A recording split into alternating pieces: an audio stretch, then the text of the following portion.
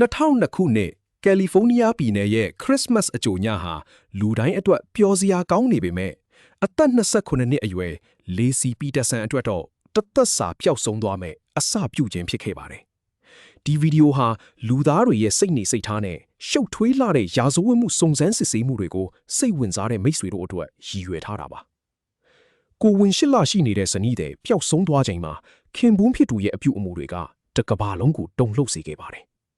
အခုအချိန်မှာတော့ဆယ်စုနှစ်2ခုကျော်ကြာခဲ့ပေမဲ့ဒီအမှုဟာအမှန်တကယ်အဖြစ်ရှိသလားဒါမှမဟုတ်တရားစီရင်ရေးရဲ့အမှားတစ်ခုလားဆိုတဲ့ရင်းကုန်မှုတွေနဲ့ပြန်လည်ရှင်းသန်းလာနေပါတယ်။လေစီပျောက်ဆုံးသွားတဲ့နေ့မှာခမွန်ဖျူတူစကော့ပီတာဆင်ကသူဟာဘာကလေးမှာငါးဖမ်းသွားနေခဲ့တာလို့ရဲတွေကပြောပြခဲ့ပါတယ်။ဒါပေမဲ့စုံစမ်းစစ်ဆေးသူဂျွန်ဖြူလာကစကော့ရဲ့အေးဆက်လွန်နေတဲ့အပြုအမူကိုချက်ချင်းသတိထားမိခဲ့ပါတယ်။ဇနီးတဲ့ပျောက်ဆုံးနေချိန်မှာစိုးရင်ကကြီးမိခွန်းထုတ်တာမျိုးမရှိဘဲပုံမှန်ထပ်ပိုးတီးငီးနေတာကရဲတွေကိုတန်ရာထစ်စေခဲ့တာပါ။ဒီတန်ရာတွေဟာအချိန်မစ်လာနေတော့မှပဲစကော့ရဲ့လူရွှက်ချက်တွေကိုတည်ထားတဲ့အမျိုးသမီးတူပေါ်ထလာပြီးဇလန်းကိုပြောင်းလဲပစ်လိုက်ပါတယ်။ Amber Frey လို့ခေါ်တဲ့အမျိုးသမီးတူကသူမဟာစကော့ရဲ့ချစ်သူဖြစ်ကြောင်းရဲတွေကိုအကြောင်းကြားခဲ့ပါတယ်။ပိုပြီးထိတ်လန့်စရာကောင်းတာကလေစီမပြောက်ဆုံးခင်ကလေးကစကော့ဟာသူ့ကိုယ်သူဇနီးတေဆုံးသွားတဲ့လူပြိုကြီးတူလို့အန်ဘာကိုလိန်လေခဲ့တာပါ2003ခုနှစ်ဧပြီလမှာတော့ဆန်ဖရန်စစ္စကိုပင်လယ်အော်ကမ်းစပ်မှာလေစီနဲ့သူမရဲ့မမွေးဖွားသေးတဲ့သားလေးကော်နာတို့ရဲ့ရုပ်အလောင်းတွေကိုတွေ့ရှိခဲ့ရပါတယ်အခင်းဖြစ်တဲ့နေရာကစကော့ငါးဖမ်းသွားခဲ့တဲ့နေရာနဲ့နီးကပ်နေတာက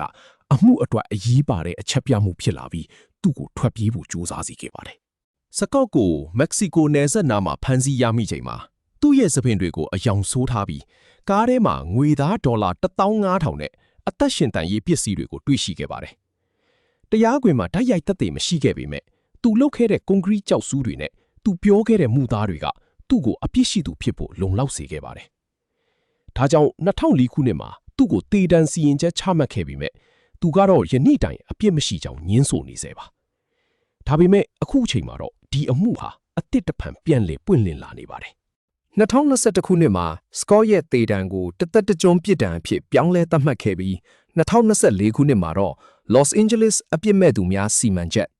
LA Innocence Project ကဒီအမှုကိုပြန်လဲကင်တွယ်လာပါတယ်။သူတို့ကတပ်တွေအသစ်တွေရှိတယ်လို့ဆိုထားပြီး DNA စစ်ဆေးမှုတွေကိုလည်းပြန်လဲလှုပ်ဆောင်နေတာပါ။ဒါဟာစနစ်တစ်ခုရဲ့မှားယွင်းမှုလားဒါမှမဟုတ်လူသက်သမားတယောက်ရဲ့နောက်ဆုံးကြိုးပမ်းမှုလားဆိုတာစောင့်ကြည့်ရမှာပါ။ဒီလိုရှုပ်ထွေးလာတဲ့အမှုတွေရဲ့နောက်ွယ်ကပုံစံတွေကိုနောက်ထပ်ဗီဒီယိုတွေမှာဆက်လက်တင်ဆက်ပေးသွားမှာဖြစ်လို့နောက်ဆက်တွဲတွေကိုသိရအောင်အတူတူစောင့်ကြည့်ကြည့်ရအောင်ပါ။